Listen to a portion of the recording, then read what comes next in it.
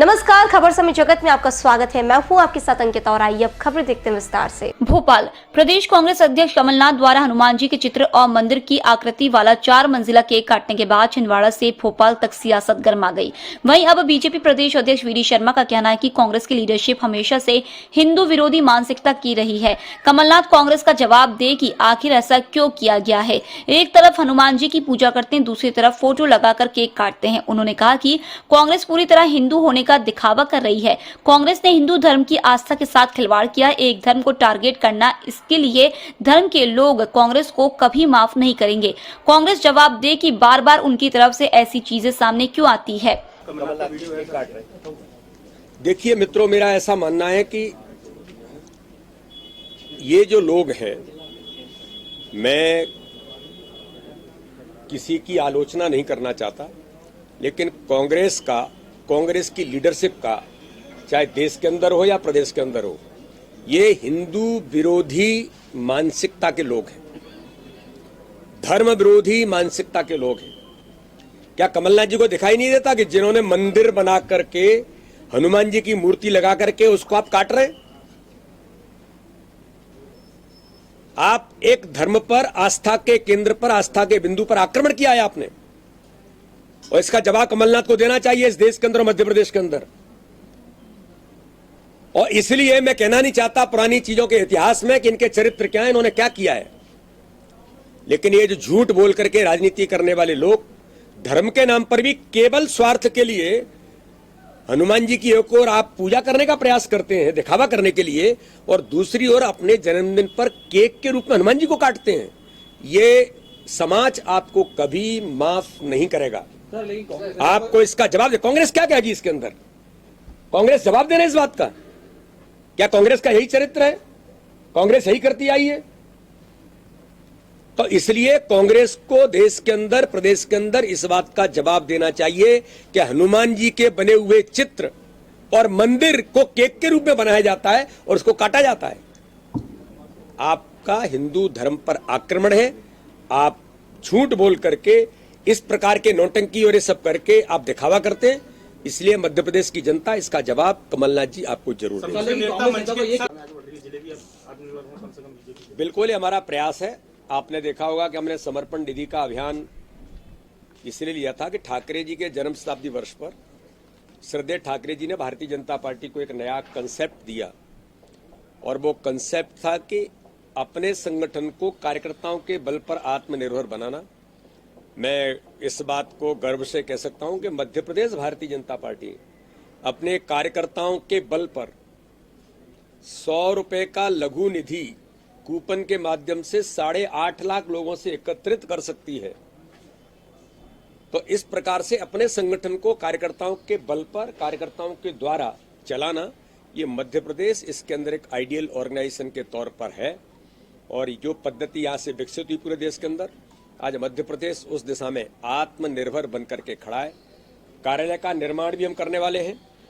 कार्यालय के निर्माण में भी एक एक कार्यकर्ता की भूमिका, जो मध्य प्रदेश के हमारे भारतीय जनता पार्टी के कार्यकर्ता हैं, चाहे वो आज का कार्यकर्ता है या जिन्होंने लंबे समय तक काम किया है, सबकी अपनी भूमिका कुछ न कुछ रूप में है।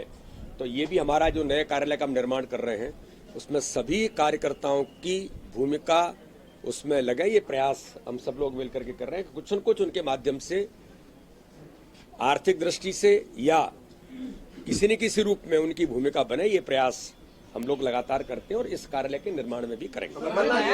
अच्छा, ये मुद्दे ये अरे भाई, महाकाल मंदिर में महाकाल मंदिर की व्यवस्था है। भारतीय जनता पार्टी की सरकार ने माननीय मुख्यमंत्री जी के प्रयासों से आज महाकाल मंदिर में इतना बड़ा महाकाल लोक को आज जिस प्रकार से खड़ा किया है, दुनिया के लोग आज आप उज्जैन के अंदर देखेंगे किस प्रकार से टूरिज्म, किस प्रकार से धार्मिक आस्था वाले लोगों की वहां बड़ी संख्या में लोगों का आना शुरू हुआ है। तो मंदिर प्रबंधन कोई नियम बनाता है, कोई कानून बनाता है, तो कानून क्या कोई वीडी शर्मा के लिए बन रहा है क्या? कानून कोई फलाने रामलाल जी आ रहे हैं इसके लिए बन रहा है क्या? एक व्यक्ति के लिए कानून नहीं बनता है, कानून वहां की व्यवस्था के लिए बनते हैं।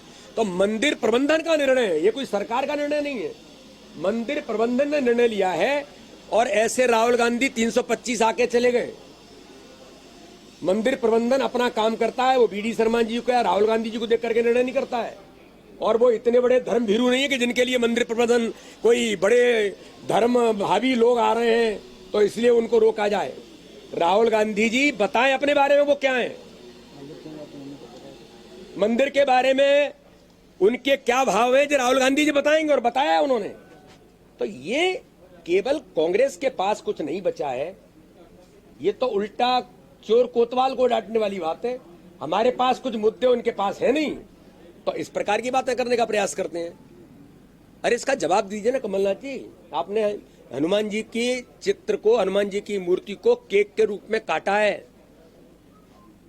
आपको ये जनता और ये समाज जवाब देगा इसका, गलतफहमी मत रहिए। मुस्लिम एकता मंच के सर हैं मध्य प्रदेश में तो क्यों नहीं, मध्य प्रदेश आएंगे तो उनको पता लगता है कि मध्य प्रदेश क्या है। मध्य प्रदेश उन्हें जवाब दे चुका है और मध्य प्रदेश जवाब पूछने वाला है कि राहुल गांधी जी जरा मध्य प्रदेश, जिस मध्य प्रदेश में आप आए थे, गलती से छल कपट के साथ आपने कुछ प्राप्त कर लिया था, मध्य प्रदेश की जनता उसका हिसाब किताब मांगेगी। तो घबराहट है राहुल गांधी जी की और कांग्रेस के नेतृत्व की। और आपने देखा किस प्रकार की उथल पुथल मची है, अंदर ही घमासान है और ये घमासान रहेगी। एक बात मैं मीडिया के मित्रों के माध्यम से आज कहना चाहता हूं कि कल इस देश के अंदर एक ऐतिहासिक कदम माननीय प्रधानमंत्री नरेंद्र मोदी जी को G20 की अध्यक्षता ग्रहण करने का कल जो कार्यभार सौंपा है, मैं भारत के लोकप्रिय प्रधानमंत्री, दुनिया के सर्वाधिक लोकप्रिय नेता माननीय प्रधानमंत्री नरेंद्र मोदी जी को इस बात के लिए बधाई देता हूं। और पूरा भारत, 130 करोड़ जनता इस बात के लिए गौरवान्वित है कि हमारे प्रधानमंत्री को G20 की अध्यक्षता जो सौंपी गई, आगामी समय में 1 दिसंबर से जो उसकी अध्यक्षता ग्रहण करेंगे। 9 और 10 सितंबर को 2023 को नई दिल्ली में शिखर सम्मेलन का आयोजन होगा और इसी प्रकार से पूरे देश के अंदर अलग अलग स्थानों पर G20 की अलग अलग जो हमारी बैठकें होंगी, उसमें मुझे भी एक गर्व और गौरव की बात है कि मध्य प्रदेश के अंदर भी इंदौर से लेकर खजुराहो, जो दुनिया का वर्ल्ड हेरिटेज है, आइकॉनिक सिटी है, माननीय प्रधानमंत्री जी का सपना है, वहां पर भी G20 देशों की 3 दिन बैठक 23, 24, 25 फरवरी को होगी। बुंदेलखंड की जनता भी गौरवान्वित होगी। मेरा संसदीय क्षेत्र भी पलक पावड़े बिछा करके उन सभी लोगों के स्वागत की तैयारी में है। हम माननीय प्रधानमंत्री जी को पुनः एक बार बधाई के साथ उनका आभार व्यक्त करते हैं। खबर समय जगत के लिए कैमरामैन शिवम कुशवाहा के साथ आदित्य सराठी की रिपोर्ट।